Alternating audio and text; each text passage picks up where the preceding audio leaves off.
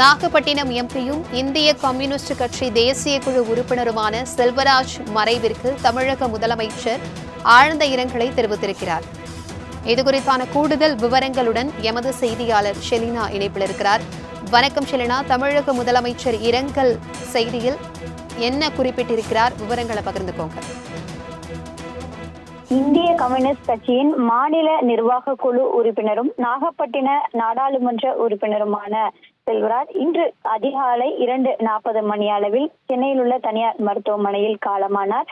இந்த நிலையில் அவரது உடல் என்பது அவரது சொந்த ஊரான திருவாரூருக்கு கொண்டு செல்லப்பட்டிருக்கக்கூடிய நிலையில் முதலமைச்சர் மு.க.ஸ்டாலின் தற்பொழுது அவரது மறைவுக்கு இரங்கல் தெரிவித்திருக்கிறார்.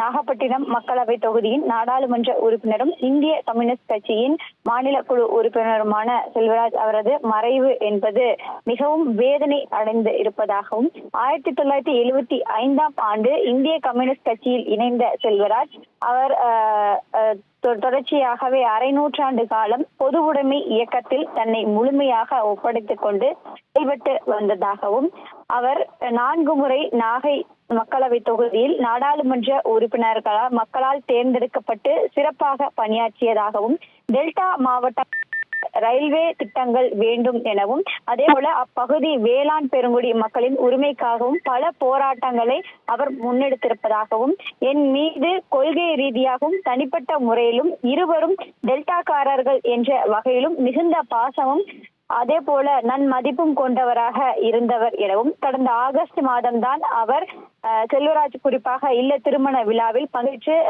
முதலமைச்சர் மு.க.ஸ்டாலின் உரையாற்றியதாகவும் கடந்த சில மாதங்களாகவே உடல்நலக் குறைவால் பாதிக்கப்பட்டு சிகிச்சை பெற்று வந்த செல்வராஜ் அவரது மறைவு என்பது பொது உடைமை இயக்கத்துக்கும் டெல்டா மக்களுக்கும் ஈடு செய்ய முடியாத பேர் இழப்பாகும் என்றும் முதலமைச்சர் மு.க.ஸ்டாலின் குறிப்பிட்டிருக்கிறார்.